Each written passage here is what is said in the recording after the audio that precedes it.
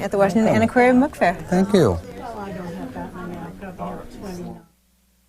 Pol Pot's Khmer Rouge took control of Cambodia in 1975. During his 3.5-year reign, more than 1 million of the country's 7 million citizens died in the killing fields. Next, Philip Short on Pol Pot, Anatomy of a Nightmare. The program's an hour and a half.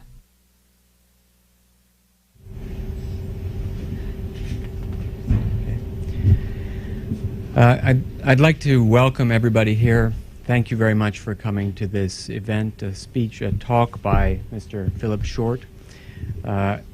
As the director of the Center for Southeast Asian Studies that is sponsoring this talk, it falls to me to say a few words by way of introduction. Let me just first say, as a plug, that the Center for Southeast Asian Studies has been here at UCLA since 1999 and is dedicated to providing a forum for cutting-edge, innovative research and teaching. And this talk by Philip Short falls certainly in that category. Mr. Short, as many of you will know, was educated at Cambridge. He's an Englishman, as you'll find out when he begins to speak. He spent 25 years as a correspondent, foreign correspondent for the BBC, traveling around the world and ending his stint as his 25-year stint as a foreign correspondent as the BBC's Washington correspondent. That was, as I recall, in 1997. 96. 1996, okay, I was wrong. Clinton re-election. A date here or there, a bit among friends. During his time as a correspondent, he already began to write a number of longer book-length manuscripts, which were published in 74 and 82, as I recall. And after retiring as a correspondent for the BBC, he took up this aspect of his work with a vengeance. He is the author of several works. I think probably the ones that I want to mention in particular are a biography of Mao Zedong called Mao, A Life, which is very widely acclaimed, and his most recent work, which is the subject of today's lecture, which is Pol Pot, Anatomy of a Nightmare. We're really very lucky to have Mr. Short here. This book was published only in February of this year, and so many people will not have had a chance to read it, including me. I'm hoping to get a kind of insight into what it may hold by listening to Mr. Short today. There are many people here I recognize who know something about Cambodia, and particularly about the period that and the subject of today's talk, that is Pol Pot, and the terrible years 1975 to 79, when as many as 1 million, perhaps more than 1 million Cambodians died at the hands of their own government. And so I would encourage you, preferably at the end, but if you insist in the course of the lecture, to raise questions, to challenge the assertions and the claims that Mr. Short makes. That he's asked me for this, and I assure you that he will not be offended if you ask difficult questions.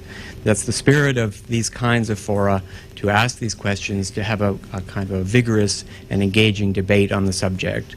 And since many of you do know the subject, I ask you to interject as politely but as vigorously as you please.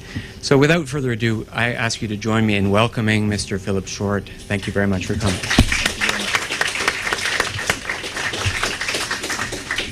I can see that your director is a prudent man. He wants to get a taste of what this book is going to be like before he commits himself to it. Well, I'll give you a taste. I'll hope to whet your appetites. Although this is a very grim and ghastly subject, I'm not going to be able to raise very many laughs in the course of this talk, because it isn't that kind of subject. It's the story of a Holocaust. Not the Jewish Holocaust, but a Holocaust which was in many, many ways just as bad. What happened in Cambodia from 75 to 78? Well, very briefly, the Khmer Rouge marched in 30 years ago next month, marched into Phnom Penh on April the 17th, 1975. They closed off the country to the outside world, And they instituted a regime of such unparalleled severity that in the next 3 years, 8 months and 20 days, as Cambodians never tire of telling you, between 1 million and 2 million people died. That's something like a fifth or a quarter of the Cambodian population. And the man who led this regime was so reclusive, so secretive, that no one outside the country, and very, very few people inside the country, not even some members of his own party, knew who he was for the first 2 years, until 1977, when he made his one and only official visit abroad. He went to Beijing, and that was where I first encountered him. I was then a correspondent in Beijing, and I followed him around for a couple of days and watched what he was doing.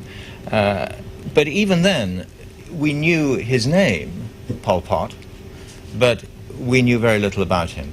And I think one of the things which is fascinating about this whole story, this regime that he ran and the man himself, was his secretiveness. When people are and regimes are overlain with layers of mystery, they're obscure, and it's very hard to understand what they're about. That in itself is fascinating. And it is part of the fascination of Pol Pot. But the core reason that we're interested in the regime is that, quite simply, he was a 20th century icon, an icon of evil, because he introduced one of the, without contest, the ghastliest regimes of modern times. So, I mean, the basic situation was relatively simple and straightforward. I mean, terrifyingly simple, if you like. And the question which flows from it is very simple. Why? Why did this happen to Cambodia, which most foreigners had regarded through the 50s and 60s as a kind of a little oriental paradise, a Shangri-La, with a playboy prince who played the saxophone and made movies? It was the last place people thought that this kind of thing should happen. And of course, once you pose the question why, that's when it starts getting very complicated, because there is no simple answer. You can't produce a one-liner and put your finger on it and say, well, Pol Pot was evil, or Pol Pot was an aberration, it was all due to one man who turned into a monster. It is not that simple. What happened in Cambodia was the result of a whole constellation, a concatenation of causes, which came together at a particular time and place. So it's very much a special case, but like most special cases, it illustrates broader principles. And I think one of the reasons we need to think about Cambodia and about what happened there and why is that it does have certain lessons for us today. I mean, there are parallels between what happened in the 50s and 60s, when Western policy was geared totally to thwarting the advance of communism. People talked about the domino theory. You know, Vietnam was going to fall, and then Thailand was going to fall, and where would it end? The whole of Southeast Asia would become one great red splash on the map. Well, now we talk about the clash of civilizations, the war against terrorism, the threat from radical Islam. And I think perhaps we would do well to remember that last time we tried to follow those kinds of policies to try and halt what we saw as an enemy, perceived adversary. It didn't work out at all well. Vietnam became communist, and in Cambodia, Pol Pot came to power. This is not a great track record. So we could ask ourselves, what went so terribly wrong last time? And it might help not make similar or analogous errors this time. Now, I'm going to talk about really three things, and I'll try and keep it as condensed as possible, because it's a complicated subject. First of all, the context in which Pol Pot came to power, then the factors which brought him to power, and finally, the key thing which interests all of us, why did he follow these singularly ghastly policies that he did? So to start with the context, and this is where the map comes in, Cambodia now is a very small country surrounded by two large neighbors, Vietnam on the west and Thailand on the east. Wrong way around. Vietnam on the east, Thailand on the west. If you go back 600 years, it didn't look like that at all. Cambodia occupied most of what is now South Vietnam. It occupied Thailand right down as far as the Malaysian border. It was the power in the region. And what has happened over the last 600 years has been a story of it's been continuous decline, up to the point in the 19th century where the French came in and declared a protectorate.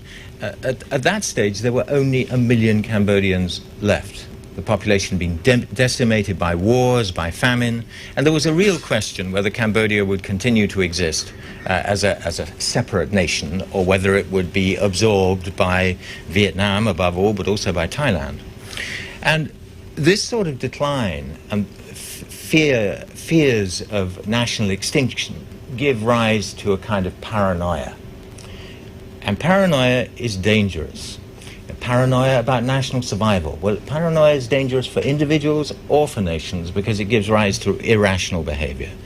And I think one of the fundamental factors you have to keep bearing in mind with Pol Pot is this national paranoia, which was the context in which he operated. Now, the other part of the legacy is historical.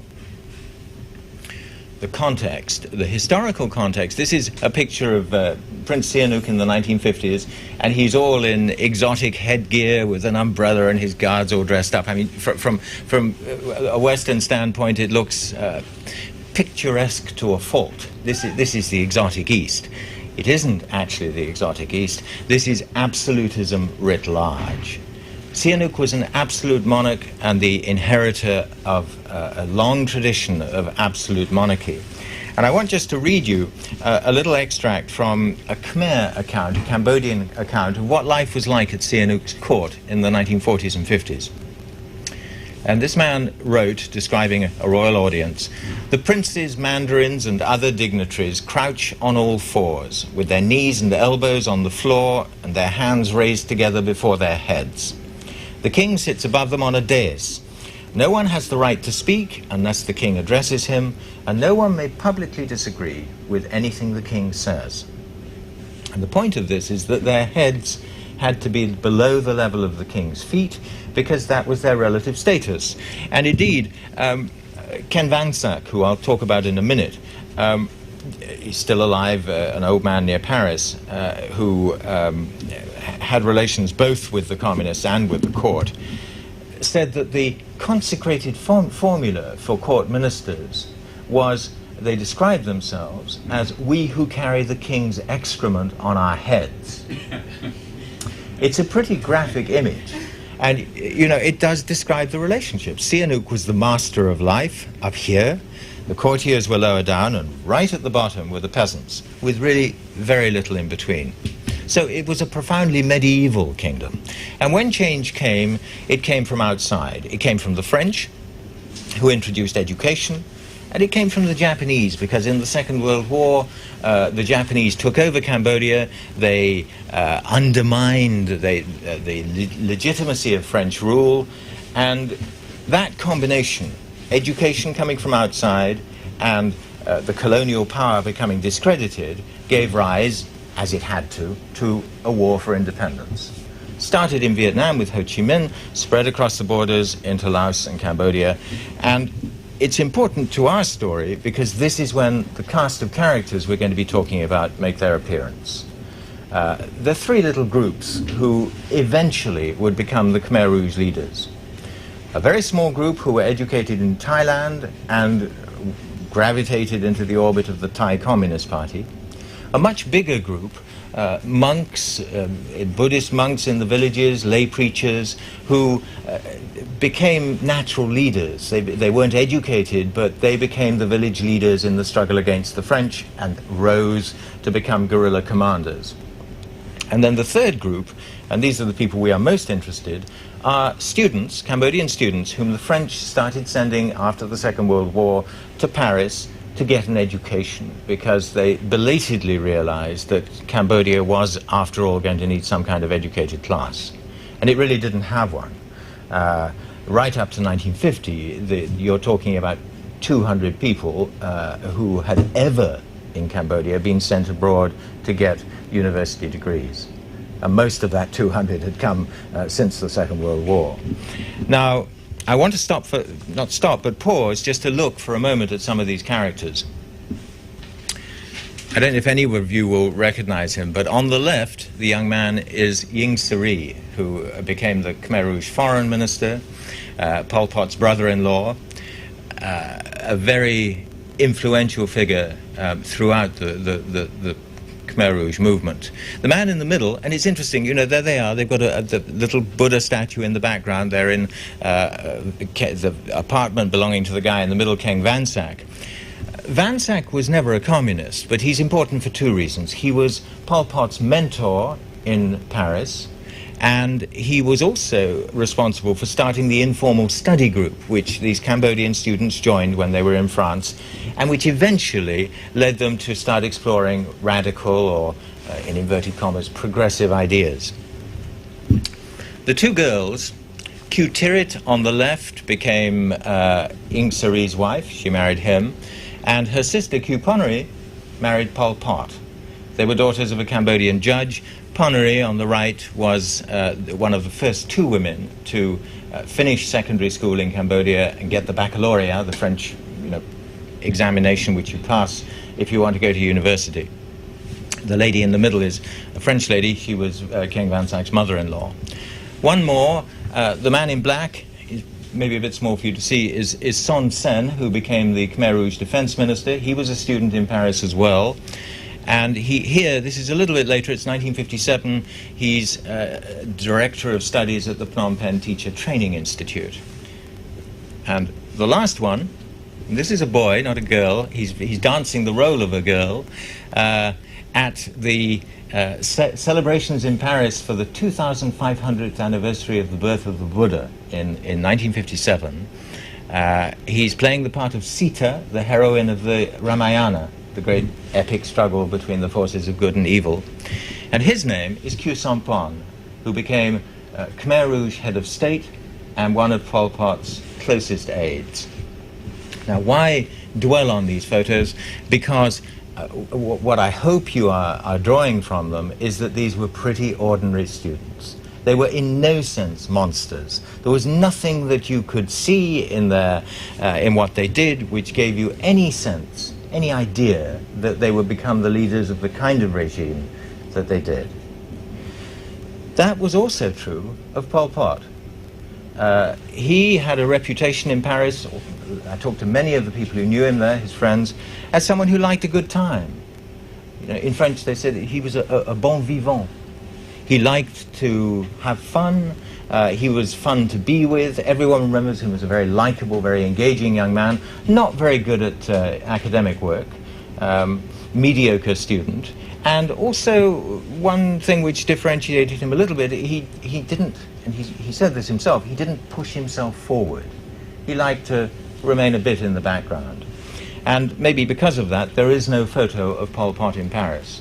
But there is one very shortly afterwards. It's very recently discovered, and it's blurry, but it's the only picture which exists of Pol Pot as a young man. The next pictures we see of him, he's already in his 50s.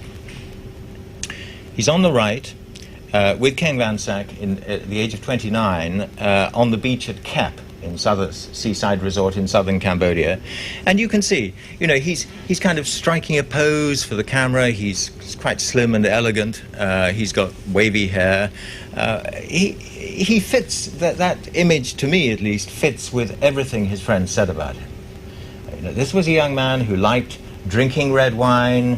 He played a musical instrument. He loved music. He liked dancing. He liked women. And there is a story in that connection which I find fascinating. It was told to me by two very old ladies in Paris. They're both no longer of this world. It was 3 or 4 years ago, and they were already very elderly. They were concubines at the court of King Monivong in the 1930s. Now, Monivong was old and sick, but he had a very large harem, and one of his concubines, in fact, his favorite, was Pol Pot's sister. That may sound strange, but Pol Pot's family was not poor by any means. They were quite wealthy rice farmers, and they'd had links with the royal court since the end of the 19th century. So, Pol Pot, as a schoolboy in his dark trousers and short-sleeved white shirt, 15-year-old, would go and visit his sister. And these old ladies said, You know, Monivong was not in good health. There were literally hundreds of concubines, most of them very young, and physically unsatisfied. And everyone thought, well, Pol Pot, he's only 15, you know, he's a child. So he was allowed into the women's quarters. And the old lady said when he would arrive in his school uniform, the young women would gather round and they'd fondle him. And he was never allowed to have intercourse with them, but they would loosen his waistband and they would masturbate him. And apparently this gave them a kind of vicarious satisfaction in this hothouse world of the palace harem. Now, this is not the idea that most of us have of Pol Pot. And the question is, how do you understand how he got from here to there? From this image that all his friends have of him as a very likable, engaging young man, to a monstrous despot. And it's really not easy to explain. You can see very clearly where it started, because during the independence struggle against the French, the only people who would support Cambodian students, the Cambodian independence fighters, were the French communists.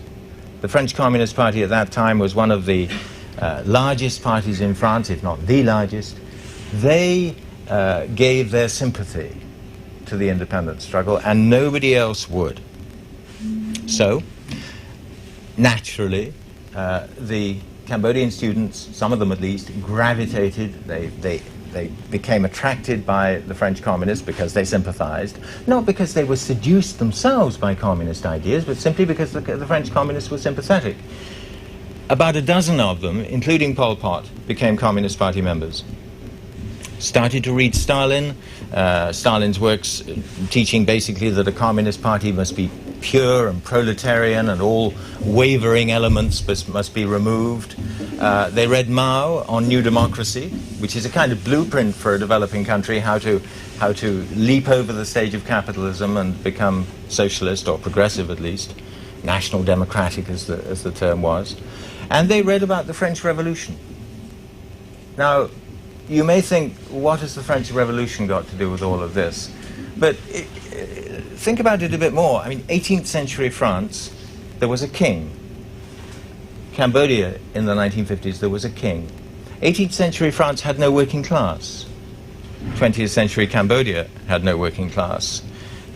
18th century France, there were huge numbers of peasants who were oppressed and tinder for rebellion. And there were intellectuals who worked to promote a revolution. Exactly the same was true in Cambodia. And so the French Revolution was actually a much better fit for Cambodians who wanted to change the royal system, than say, the Bolshevik Revolution.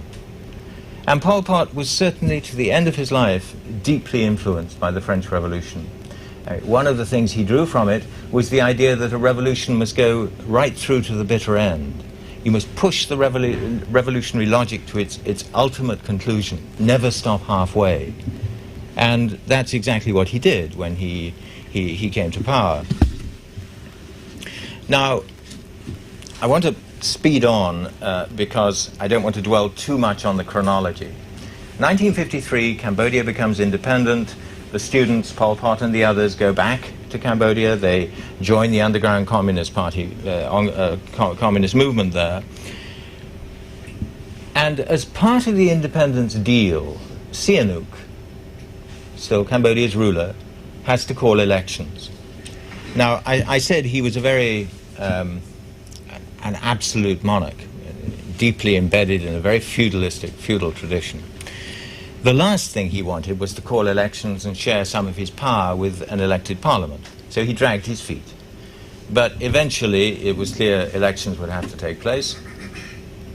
And he was a remarkable man. He had one of those flashes of brilliance which really marked his whole career.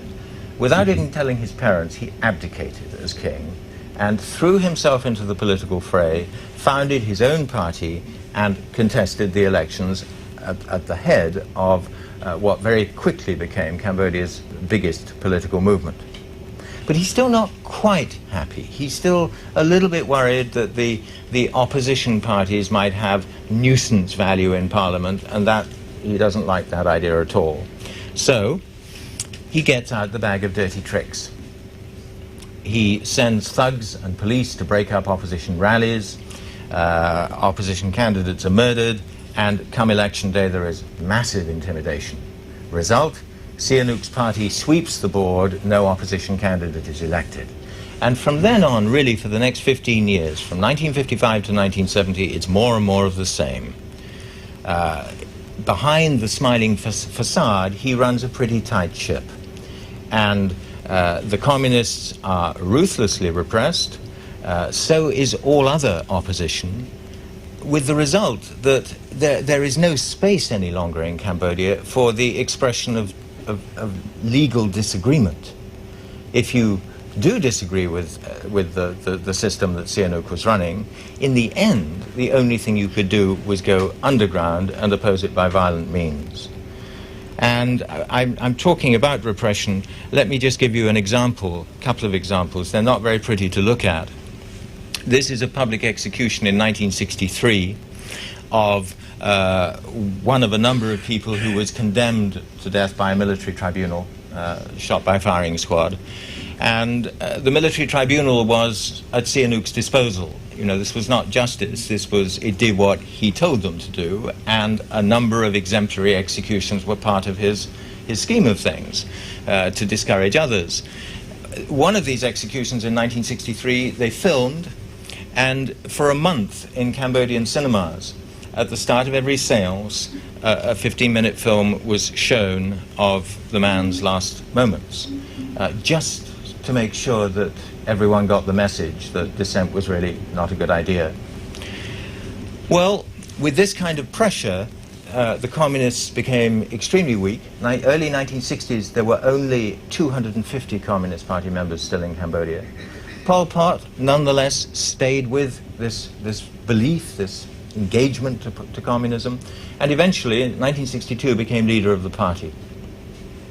However, very soon after that, it was obvious that the only way they could survive would be to take to the bush, go to the jungle, and that's what they did.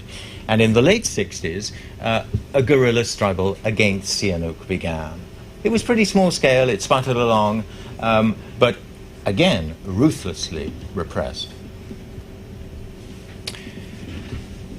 Bounties were offered for heads of rebels, and the soldiers would bring in heads to claim the money.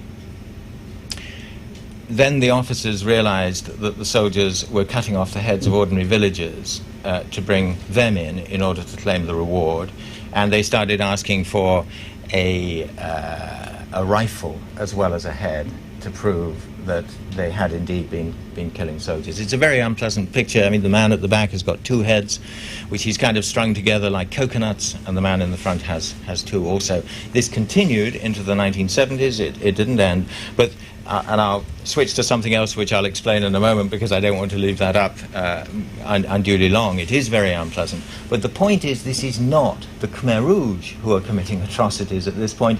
These were government troops repressing opposition.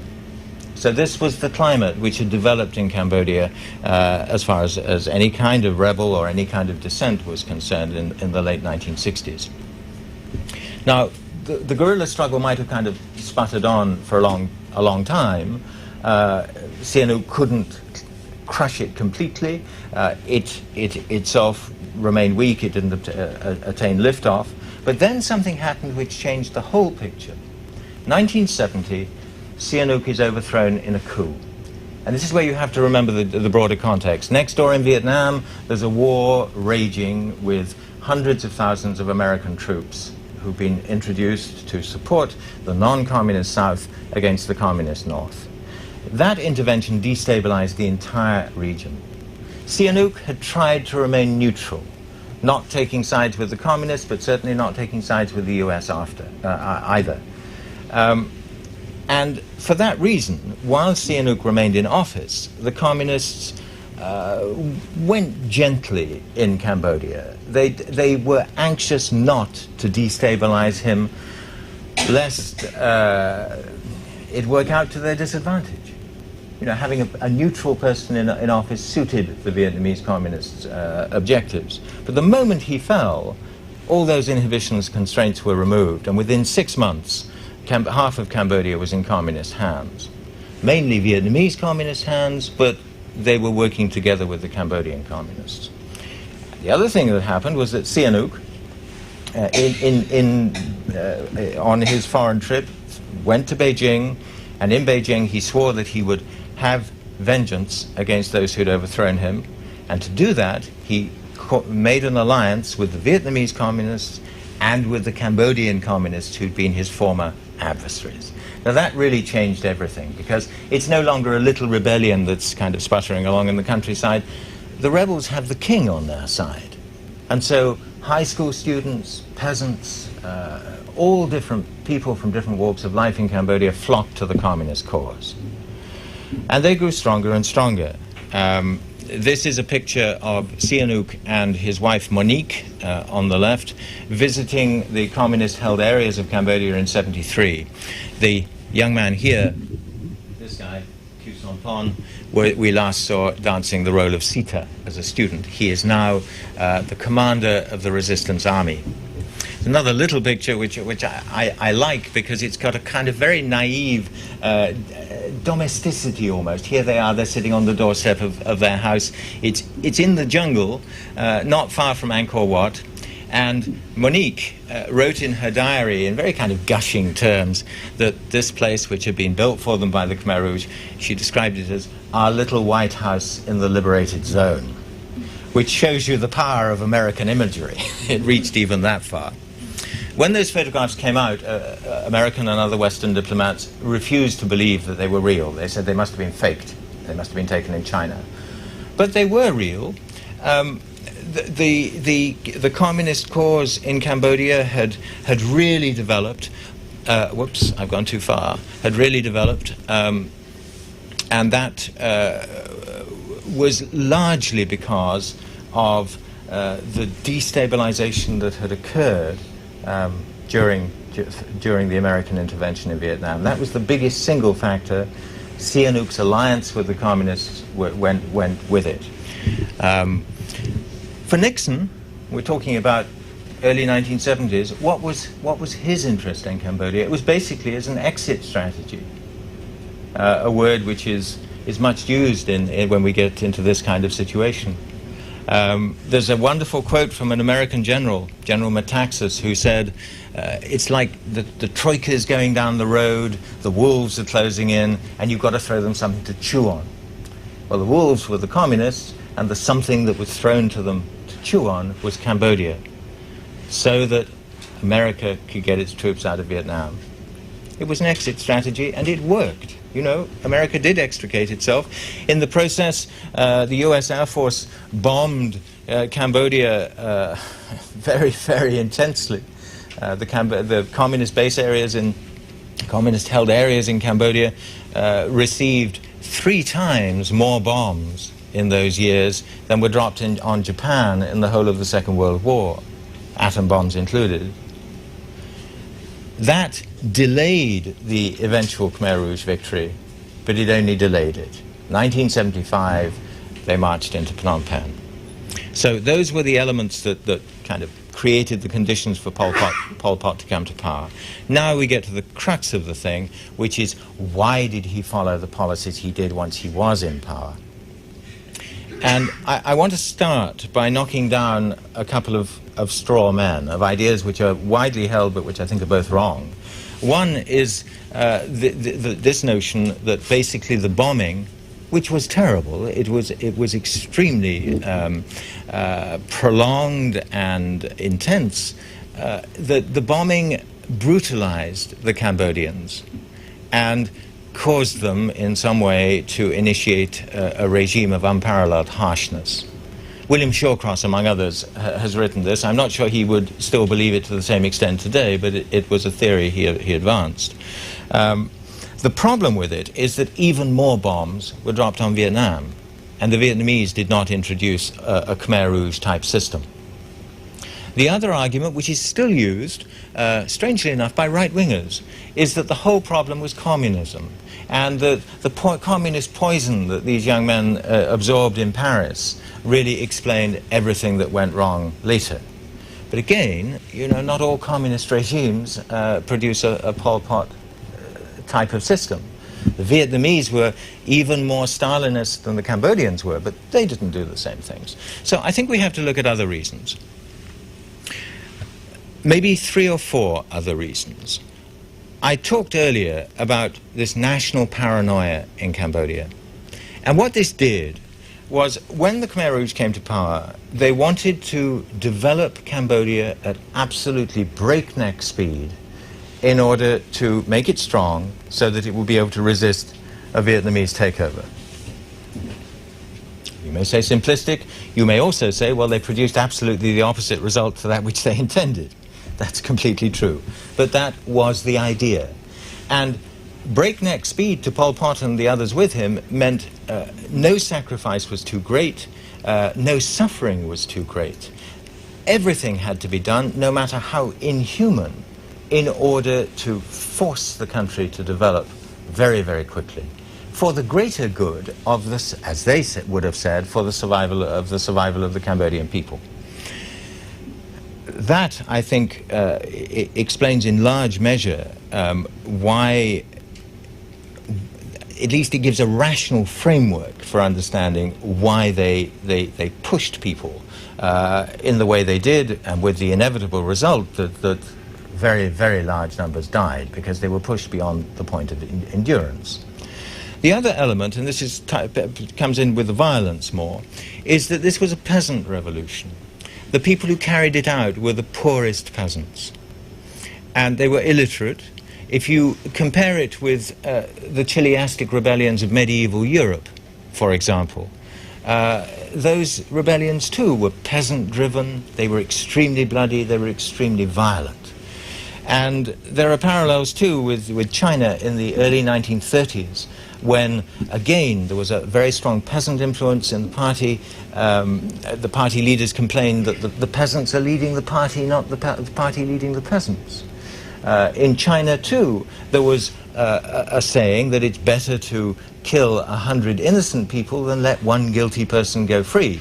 Well, exactly the same approach you find in Pol Pot's Cambodia. And these are the hallmarks of an immature, peasant-dominated revolution. Now, that's a lot of the explanation, but it doesn't quite explain why the Cambodian Communist Party formed the ideology it did, which certainly played in and was very important in the way that policy was executed and the way it was formulated. And here I may be much more controversial, because I believe that Stalinism and Leninism are Marx seen through the prism of Russian autocracy. That Maoism is Marx's teachings, interpreted and very heavily colored by Confucianism, by traditional Chinese thought. In Cambodia, what is the cultural basis through which communist teaching, through which Marxist teaching had to be viewed? Well, it's Theravada Buddhism. And when one says this, people say, well, you know, Buddhism is the religion of compassion. How can you link Buddhism to the ghastly things, the abominations that Pol Pot committed? And I can only give you 2 little examples. I mean, atheism, an atheist in a Christian Western country rejects God on the basis of the same Judeo-Christian values that are held by those who believe in the Christian God. You know, every coin has 2 sides. Buddhism is indeed the religion of compassion, but it also teaches the renunciation of material goods, the renunciation of mental attachments, taken to an extreme between parents and children, between husband and wife, between a person and friends. It teaches that the individual is, in a certain sense, the root of all evil, because the individual gives rise to desires which tie you to this world. Well, all those things you find in Pol Pot's ideology, and you don't find them in any other national form of communism. Buddhism has, like Christianity, two sides. Christianity is the religion of pacifism par excellence. But how many bloody wars have been fought in the name of the Christian religion? Well, I'm not saying in any sense that Pol Pot and his people were pro-Buddhist. They weren't. They destroyed the monasteries, they defrocked the monks and everything else. But these were people who, as young children, Pol Pot spent a year in a Buddhist monastery. Their first education, their thoughts were formed around Buddhist values. Now, there are a couple of other things, and I know I have to hurry because you are going to be getting close to the point where you have to go off to lectures.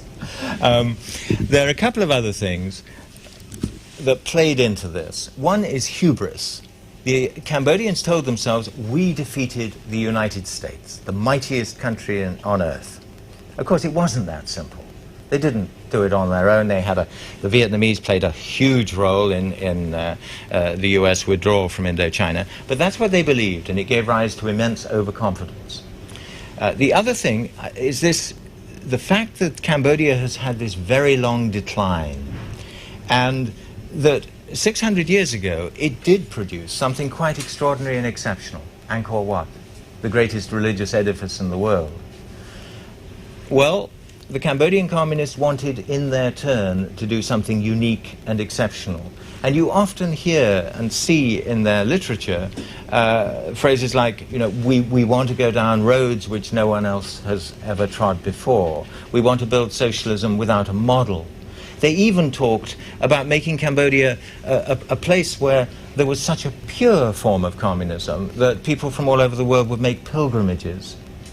I mean, it's a very naive and, from our standpoint, totally bizarre idea, but this is what they believed, that they could go, they could do things which no one had ever accomplished before. And that was reflected in two really emblematic decisions, which between them sum up what this regime was and what it did. One was the evacuation of Phnom Penh.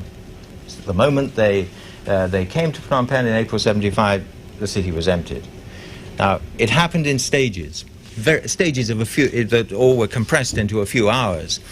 This is the scene when the Khmer Rouge came in.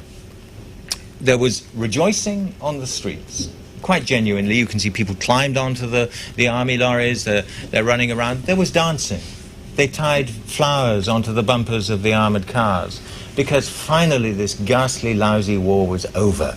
And they hoped, everybody hoped, that maybe finally we can get back to living some kind of normal life. But very quickly, it changed. At all the crossroads, checkpoints were set up, arms were seized from the former Lon Nol troops, the former Republican troops whom the communists had been fighting. And that afternoon, in other words, 4 or 5 hours after the communists first entered Phnom Penh, everyone was ordered out of their houses and told they had to leave the city on foot. No notice to speak of, carrying only what they could carry. And they left.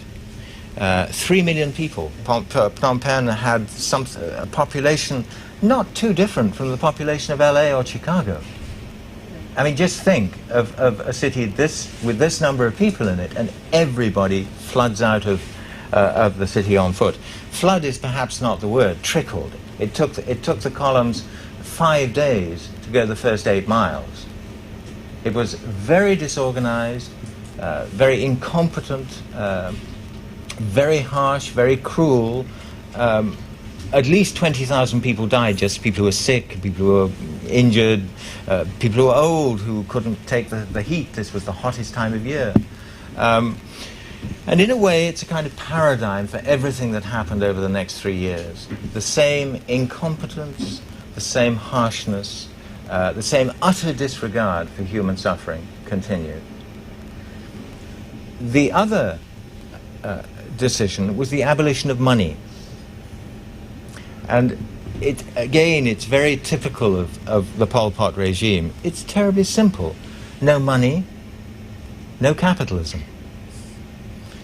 I mean, at a certain level, the logic is unassailable, but it causes such has it caused such horrendous problems that the logic should never have been allowed to happen. I mean, abolishing money was, in some ways, the root of many of the regime's evils.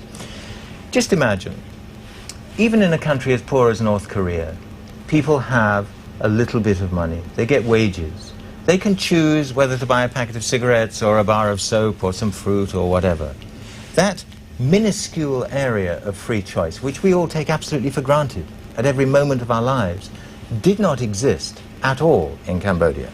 There was no money, there were no markets, there were no shops, there was nothing to buy. People were not paid wages. You worked without payment, and if you offended the cadres or were thought of as shirking, you either had your rations withdrawn or you were killed. And all the freedoms we take for granted, the freedom to decide where to live, when to get up in the morning, when to go to bed, what to eat, even the freedom to marry, didn't exist. Now, to me, that is the definition of a true slave. And the specificity, I would argue, of what Pol Pot did was that he created the first true slave state of modern times. Now, one might argue it ought to have fallen, from its own internal contradictions. One might hope that, but it didn't. It fell because the Vietnamese invaded.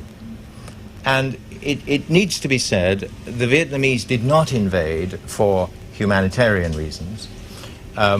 They didn't, for the first 2 years, they really were not bothered by the atrocities being carried out in Cambodia. What Pol Pot was doing to his own people was not their concern. They invaded once the violence spread across the border, the cross-border raids began, and all down the Vietnamese border there were terrible scenes of butchery as Khmer troops raided Vietnamese villages. And then they decided we really can't put up with this regime anymore. Up to that time, any Cambodian refugee who had tried to flee into Vietnam, and many did, if caught, would be sent straight back to be killed. I mean, that's how humanitarian it was. But having decided that they couldn't live with this regime any longer, they invaded, and in December 1978, the Pol Pot regime, true to its own disorganization, fled in disarray, partly because Pol Pot could not bring himself, it's his secretiveness again, he could not bring himself to tell people what was going on. Only a tiny number of people at the very center of power even knew that there was a big Vietnamese invasion taking place. No plans were made to resist it. And when they fled to the Thai border.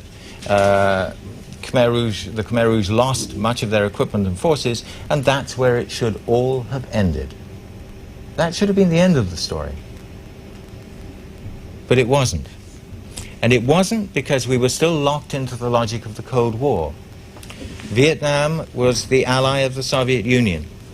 And the Soviet Union and Vietnam could not be allowed to get away with expansionism, with invading another country. That may begin to seem a little bit familiar if you look back 10 years as well. So we had to punish those who had carried out the invasion. And in such circumstances, people reason, well, my enemy's enemy is my friend. Who better to punish the Vietnamese for their aggression than good old Pol Pot? So for 10 years, the West, China, and Thailand supported the remnants of Pol Pot's forces, built them up again so that they could kill and fight inside Cambodia, fighting this time against the Vietnamese imposed regime. It was a time of extraordinary cynicism. Brzezinski, who was then President Carter's national security advisor, said, we can't support Pol Pot, he's an abomination, but the Chinese can, and we'll encourage them to do so. I mean, it really wasn't very brave, but that's what happened. And at the UN, Western diplomats, yours, ours, the other Europeans, held their noses in disgust whenever the Cambodians spoke, because this was a Cambodian delegation which represented the communists, the coalition in which the communists were the leading part. Pol Pot's forces were the leading element. But once they'd gone through that, they beavered around behind the scenes, making sure that those same Cambodian communists continued to hold the UN seat. Until the Berlin Wall fell, and we no longer needed Pol Pot because the Cold War was over. We dropped him. He survived for another 8 years, and then he carried out finally one purge too many. Son Sen, the defense minister, who we saw earlier as a director of studies in Phnom Penh, Son Sen was suspected by Pol Pot. He, his wife, their families, including grandchildren, were liquidated one night. And Pol Pot's colleagues decided, well, finally, belatedly, you might think, they thought, maybe next time it'll be us. So they arrested him, out of fear. And he was deposed, tried. Here he is. He's a very old man.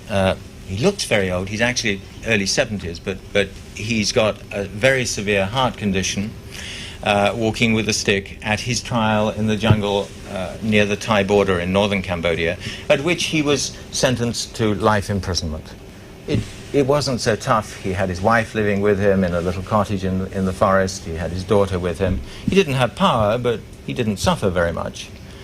And 9 months later, he died. Now, people will tell you that maybe someone killed him to stop him speaking, to stop him testifying at an eventual UN tribunal.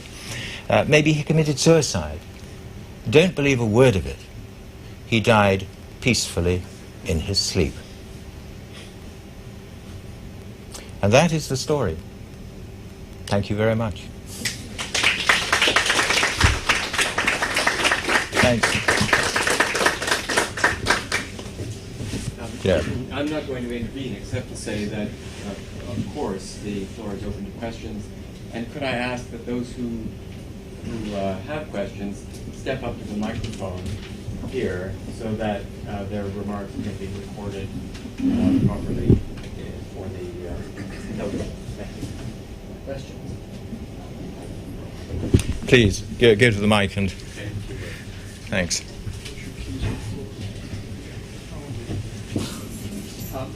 I recently read the David Chandler book, Brother Number One. And Chandler endeavors throughout this biography of Pol Pot to see if he can find some sort of psychological deformity in Pol Pot's upbringing that could explain how a man could actually carry out these abominations.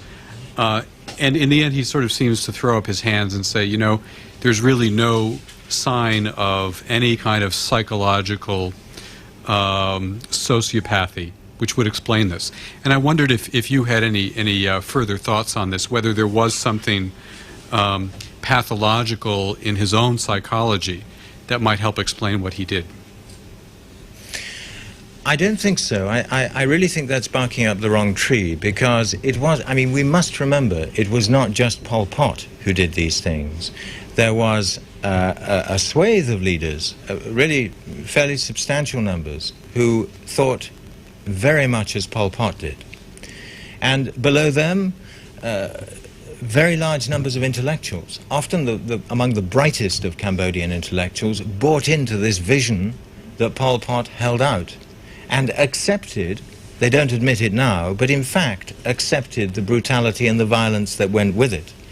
Because, they would have argued, the only people who we have to make this revolution are the poorest peasants, and poor peasants are brutal and violent. You can't expect them to behave like refined, educated gentlemen and gentlewomen. They're not. Life is pretty brutish in very deprived villages. That would be the argument. And then below them, you have literally hundreds of thousands of village militiamen, of district chiefs, village chiefs, police, others, soldiers, who also took part in this regime. It is not a question at all of one man imposing some devilish, demoniac vision on an entire country and holding it prisoner. Pol Pot was able to touch chords in Cambodia, which enabled him to get this revolution going. And I really don't believe that he was a pathological case any more than the others who did it with him were. And I'd like just to give you one little example. This is at a very low level. I met a Khmer Rouge soldier who had taken part in the liberation in inverted commas, the occupation, the conquest of Phnom Penh. And he was on one of the details where people went round searching the houses to make sure that everyone had left. And I said to him, did you find anybody? And he said, yes. There were quite a few old people who'd been left behind by their families who couldn't leave for one reason or another. And I said, what did you do with them? And he said, oh, we killed them. And I said, did you have orders? No, we didn't have orders. But what do you expect us to do? The easiest, the most logical thing to do was to kill them. And so they did, with no sense of remorse then, no sense of remorse now. And without that climate, that very general approach to the use of violence, it would not have been possible for the things that happened in Cambodia to happen. I'm not saying it's specifically Cambodian. I mean, violence of this kind has happened in many other societies, not on this scale, perhaps, to this proportion of society. But look at what the French soldiers did, young Catholic soldiers did in the Algerian War. They did things just as dreadful as the Khmer Rouge executioners did. I mean, look in your much more recent history, in the history of today, at some of the things that have been done in Baghdad. You know, people, there is a universal ability to do truly evil things. But I think in Cambodia's case, there are cultural factors which played into this in the sense that they helped to influence not what happened, but the way things happened. If you have not a dispute, but you have a point of contention between yourself and a Cambodian, and I'm talking about Cambodians in Cambodia, not Cambodians here who have absorbed many Western cultural characteristics. Very often the reaction is the Cambodian will walk away from the problem. It will go to great lengths to avoid any kind of direct argument. For instance, if somebody is working for you in Phnom Penh and he meets in the course of his work something which he really can't cope with, he doesn't come up to you and say, look, I have this problem, please can we sort it out together? How can we resolve it, as an American or a European would? He will come to you and he will say, I'm very sorry, I have to resign. And he won't give a reason for resigning. He'll walk away from the problem rather than discussing it. Now, this kind of very, very general and very strong desire to avoid confrontation at all costs is very widespread in Cambodian society. And what happens when you can't avoid confrontation, when the pressures build up to a point where you can't just walk away from them anymore? Well, what seems to happen is that an explosion takes place and someone gets killed, or there's something really nasty happens. There is very little middle way between avoiding confrontation and explosion. It's very difficult for many Cambodians to argue out face-to-face an issue. There are not many other ways of resolving problems when they come up.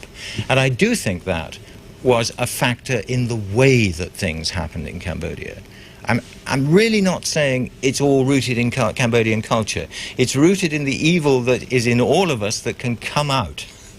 I'm not excusing anything, I'm trying to explain, and I'm not pointing the finger. But culture is important.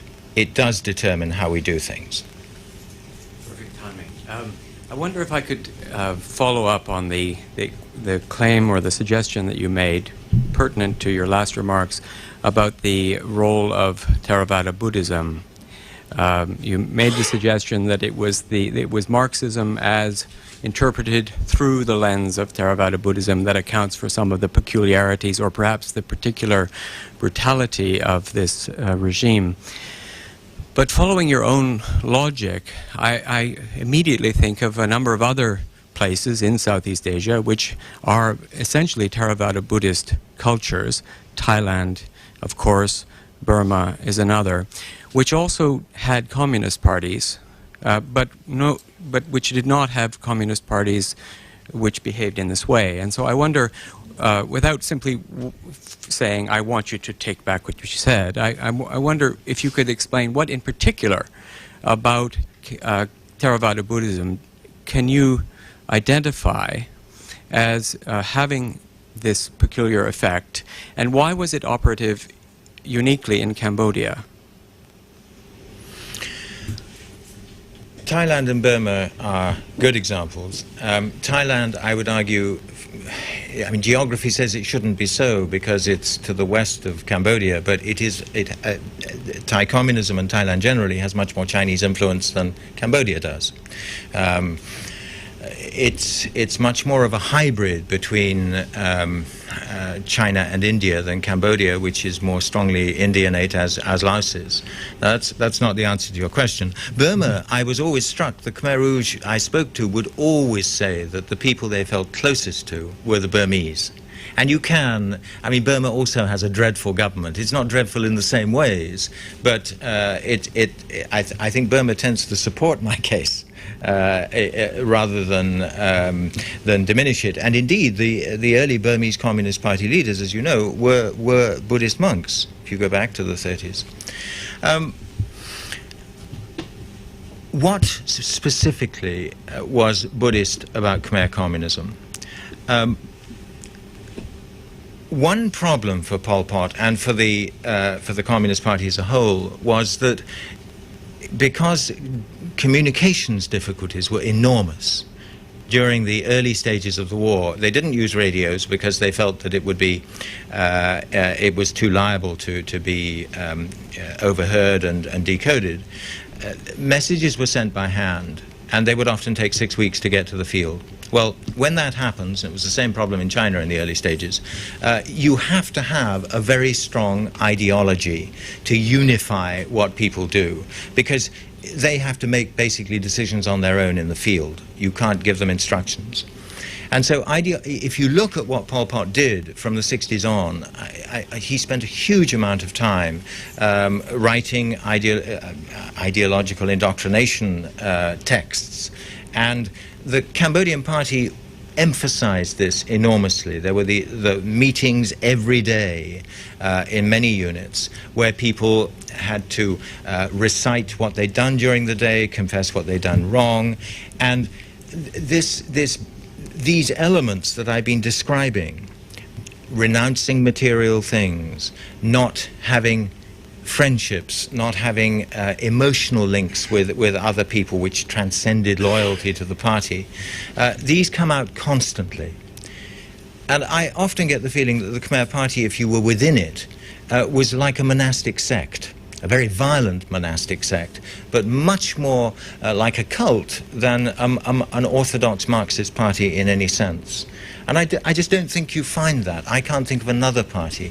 Now, why it didn't grow in the same way in Burma? Burma is a very different country. You know, there are so many different nationalities. In Cambodia, basically, most people are Khmer. You didn't have the pressure from Vietnam and Thailand as a kind of, not an ideological pincer movement, but pressure from both sides which generated this paranoia. You haven't had the long period of decline. I mean, the context is different. I'm not saying, because one can't speculate, I'm not saying, well, if Burma had been in the same situation, it would have developed a communist movement. It's the same. One can't know. But I think there are enough pointers to underpin the sort of picture that I'm drawing. Otherwise, I wouldn't draw it, obviously. Young lady?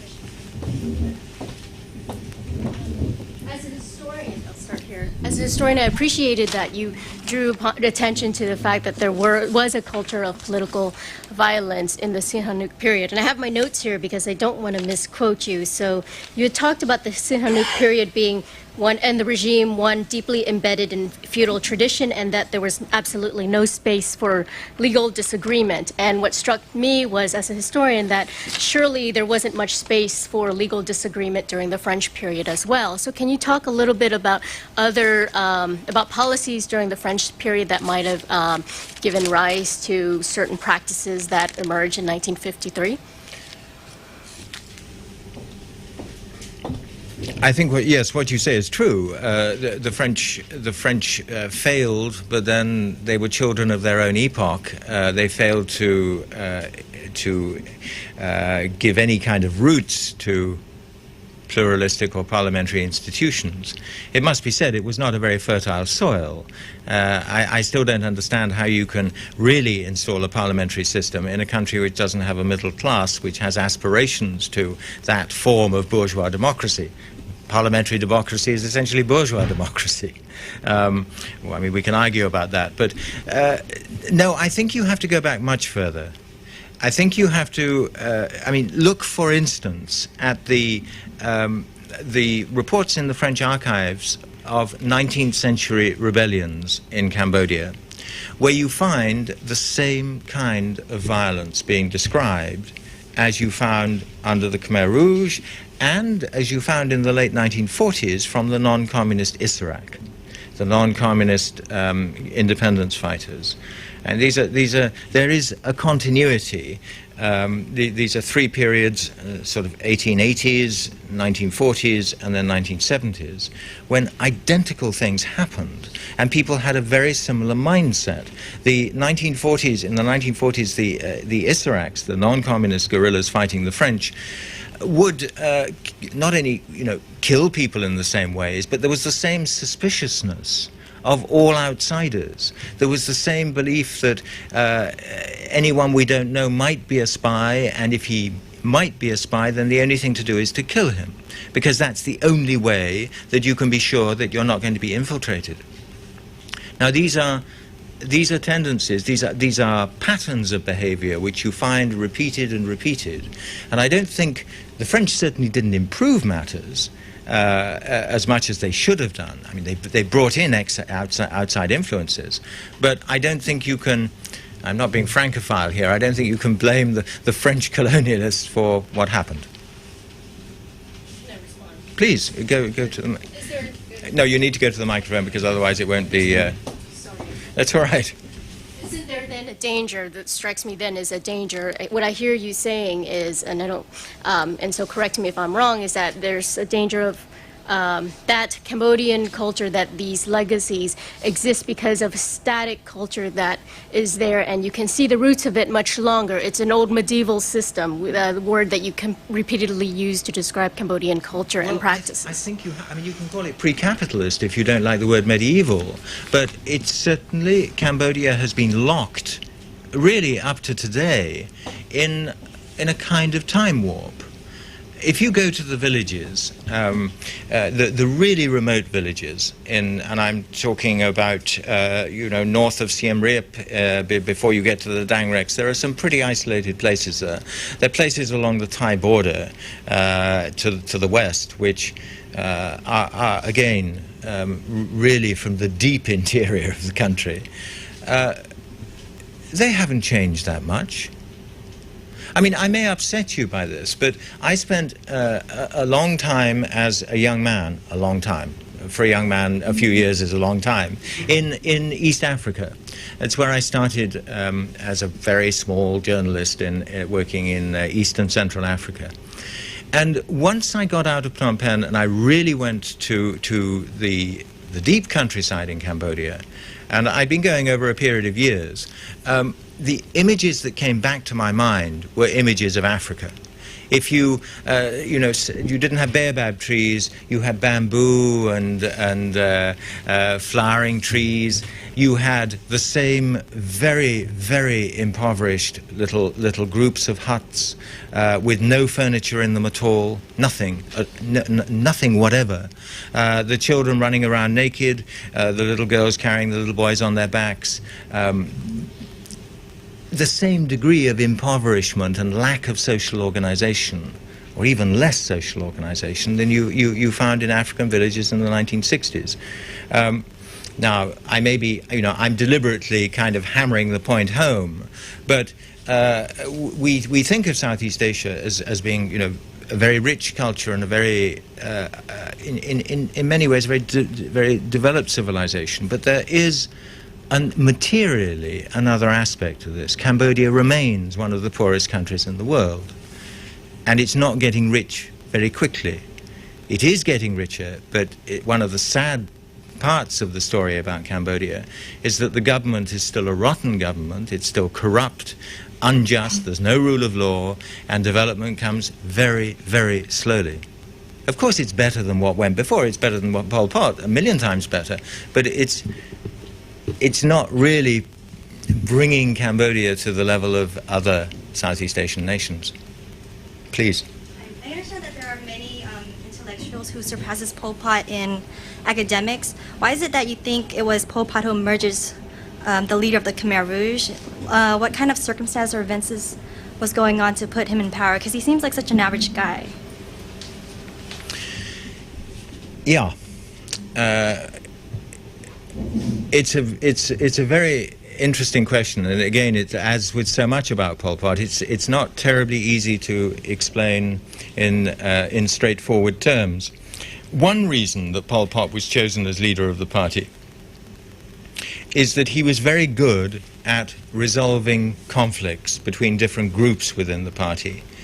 There were other people who might possibly have become party leader, but it was thought, as I mentioned at the beginning, there were these three groups: a small group from Thailand, then more importantly those who came up, the uneducated people who were sort of village warlords who came up from the guerrilla struggle, and then finally the students who come back from France. Pol Pot was capable of uniting, or at least of papering over the differences between these groups, and it was the recognition he could do that probably had him chosen. He was also a very, very persuasive talker. I mean, he didn't have a personality cult. He wasn't that kind of charismatic leader, but he had charisma in his own way, and he had this astonishingly engaging, captivating smile. That may surprise you, but I mean, all his friends talked about Salah Sar was his original name, Pol Pot's famous smile. And as I said, I watched him and I followed him in Beijing in 1977. And he did radiate a very attractive personality. And that was part of the thing which really got me interested in this man to start with, because one was already hearing terrible stories coming out of Cambodia. How could you put together these dreadful stories and this man who really seemed so nice? And I say that not naively. His students, one of his students in Phnom Penh in the 1950s, wrote later, this was the sort of man I felt the first day I saw him that I could be his friend for the rest of my life. He had that effect on people.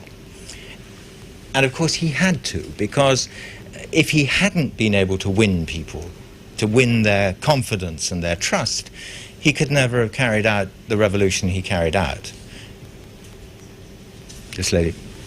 Oh, so sorry, and then you.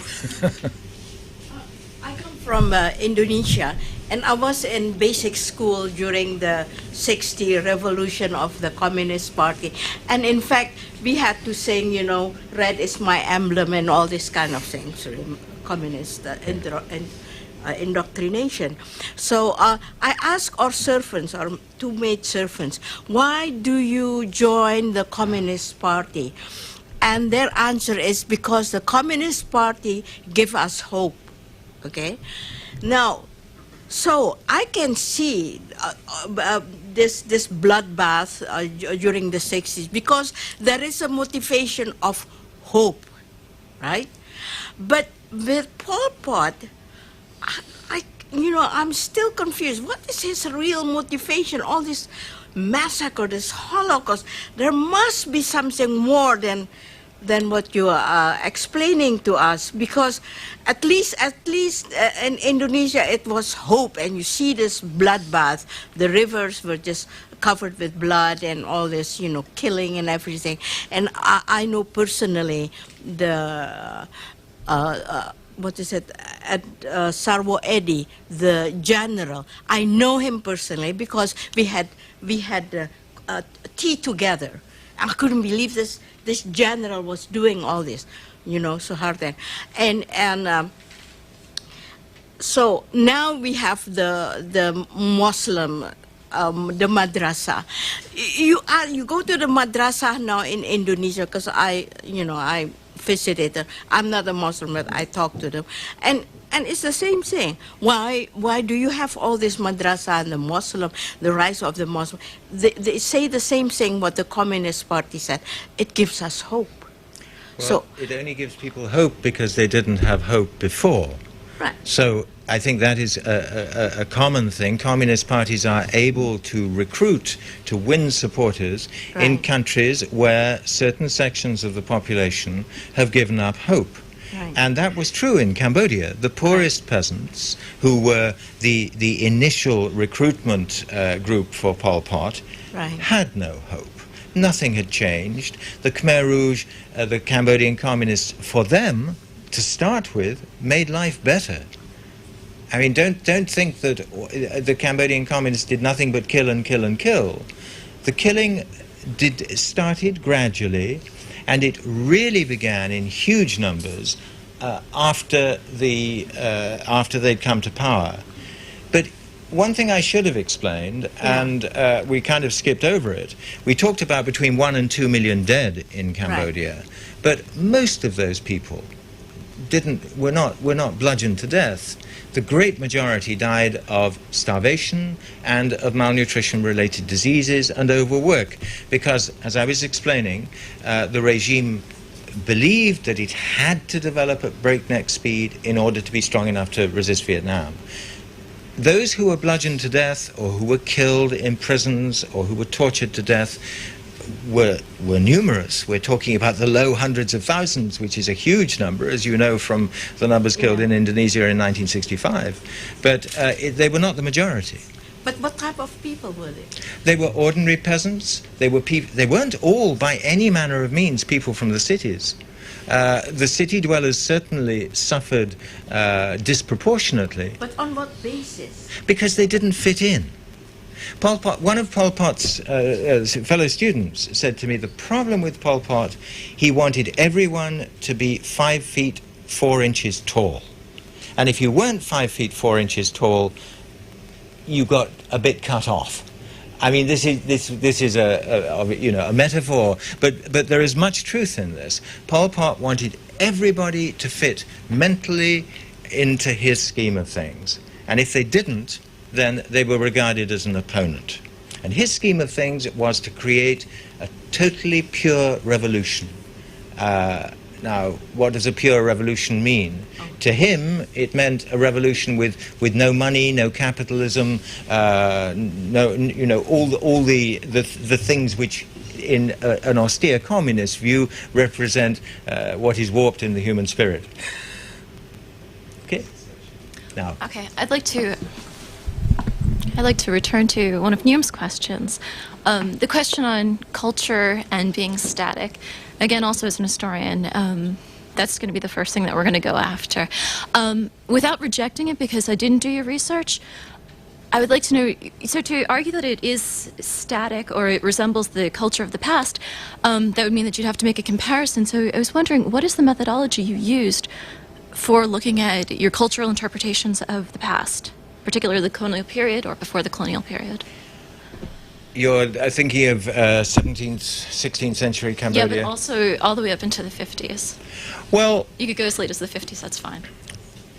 I mean, the impression that I was able to form came from basically two sources, talking to Khmer historians, people like Kem Van Sak, and from reading partly, and I know you will jump on this, in the French archives, which are colonial archives, and have to be read carefully, and reading the works of both Khmer historians, the traditional histories which have been translated by people like Kin Sok into French, and the works of people like David Chandler, who have studied.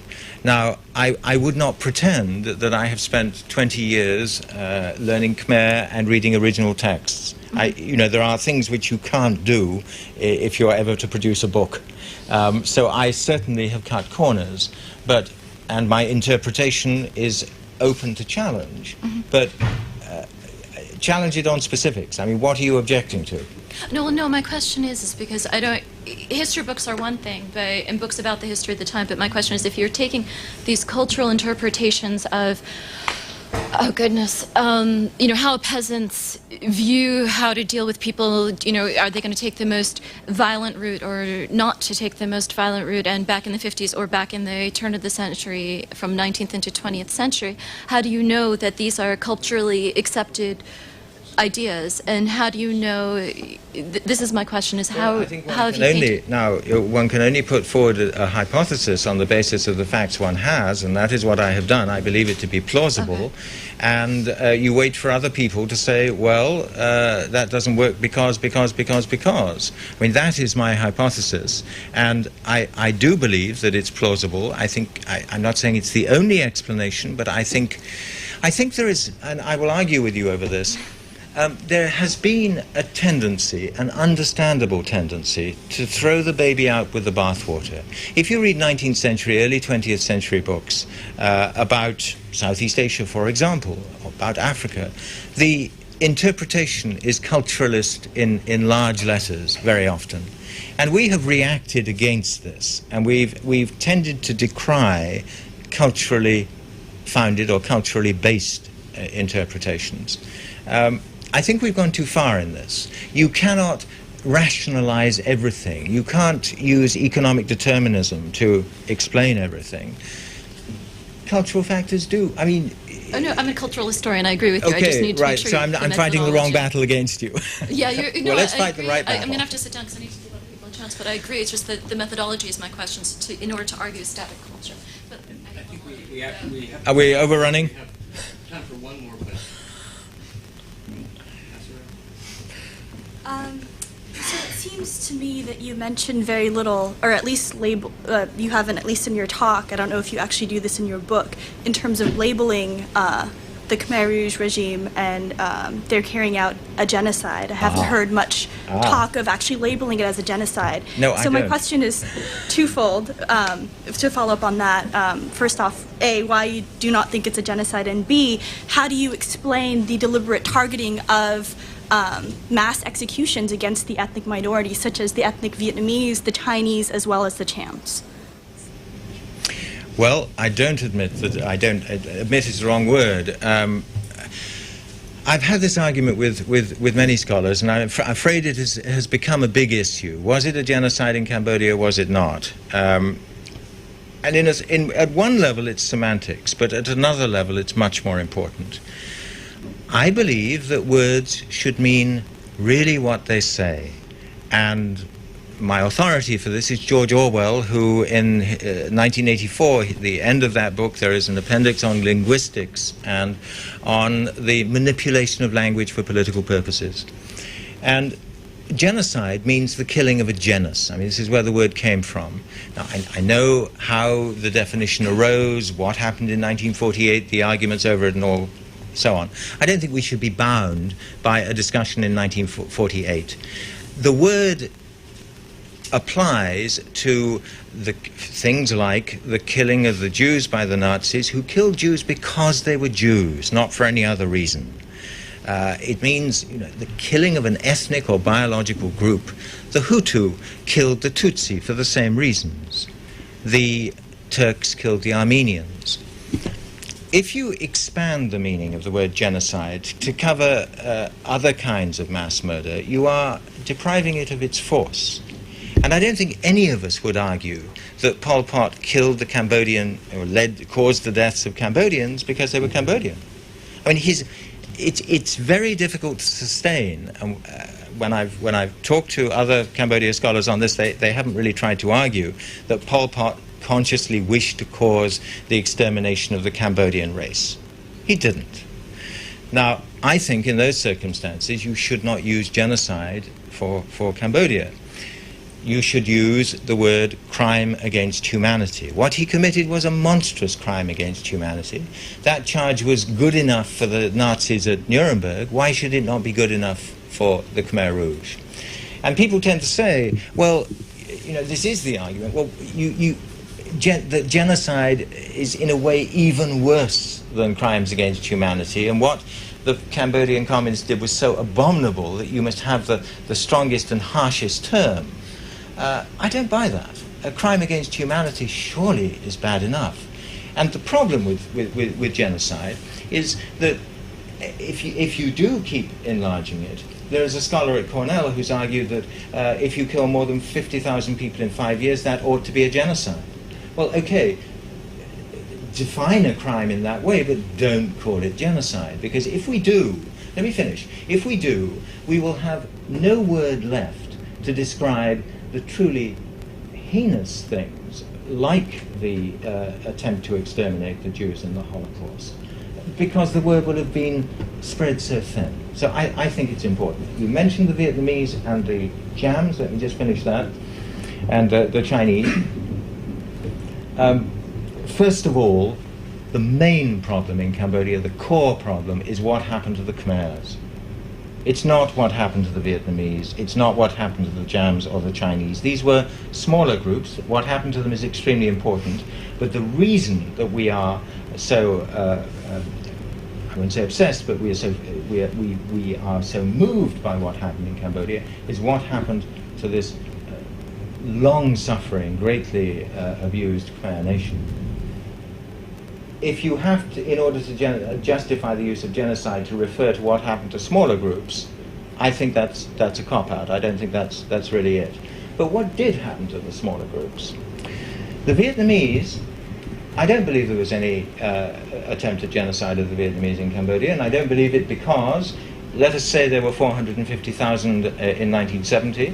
In the following year, after Lon Nol had launched pogroms against the Vietnamese, really severe racial attacks, some 200 to 250,000 left. You're left by 1975 with fewer than 250,000, less than half the Vietnamese. I mean, this has been well attested by very detailed research. Less than half the Vietnamese were still in Cambodia in 75. And what happened then? Again, most of the Vietnamese who were there were deported, were encouraged to leave to Vietnam. They were not killed.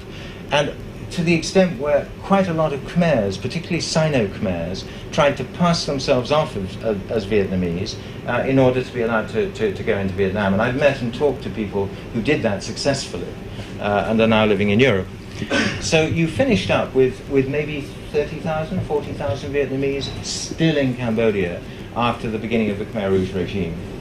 Yes, many of them, not all. There were cases of Vietnamese who survived right through the regime, but many of them were killed. But if the regime has already deported most of them, it seems to me the charge of genocide, which is actually about killing a minority, not deporting them, doesn't stand up. The Jams, it's the same thing. They, as you know, the Jams live in self-contained communities, and they've always done so in Cambodia. They have very distinctive culture. There are documents saying, and there is a lot of oral evidence, that soon after the Khmer Rouge came to power, we're talking about late 75, early 76, there had been some fairly small scale, but still worrying for the regime, uprisings by the Jams, who objected forcefully to this cultural conformism imposed on them. The word that was put out in the document is they must be dispersed. And 150,000 Jams, mainly from the areas of the south and southeast, were dispersed through other regions. Well, again, dispersal, cultural dispersal, you can say it's many things. You can object to it, and it's certainly weakened the Jam culture and caused immense suffering to the Jams. But I'm not sure you can call it genocide. In the case of the Chinese, likewise, there are many Chinese families who survived. It's very difficult to prove that the Chinese were even disproportionately targeted. In some areas they survived as well as, if not better than, the Khmers.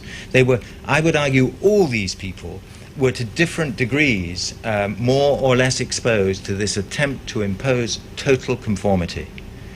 And we're not talking about a genocide. Now, I know this goes against the conventional wisdom, but I'm afraid that is what I feel. It was abominable. Don't think I'm trying to excuse it. It was utterly dreadful, but it was not genocide. I think on that note, with Philip having almost the final word, thank you very much. I'd like to just say a few things before we end, though, so if I can just step over here. Philip Short has been a foreign correspondent for the Times of London, The Economist, and the BBC. Pol Pot is published by Henry Holt & Company at henryholt.com.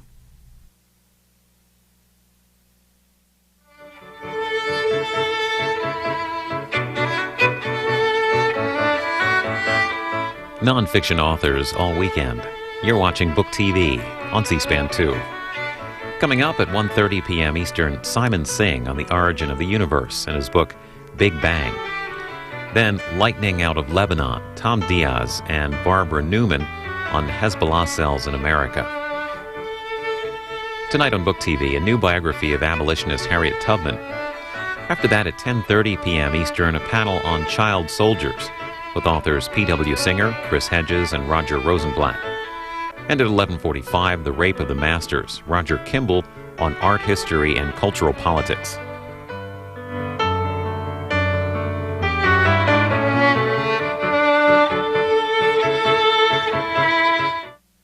New York Times reporter Kurt Eichenwald chronicles the collapse of former energy giant Enron in his new book, Conspiracy of Fools. His talk from the Petroleum Club in Houston, Texas, is on Book TV today at 3:45 p.m. Eastern. In the summer of 1932, at the height of the Depression, 45,000 World War I veterans descended on Washington, D.C. to demand the bonus promised them 8 years earlier. Paul Dixon and Thomas Allen chronicle the 2-month standoff in their new book, The Bonus Army. Watch today at 5 p.m. Eastern on Book TV, only on C-SPAN 2.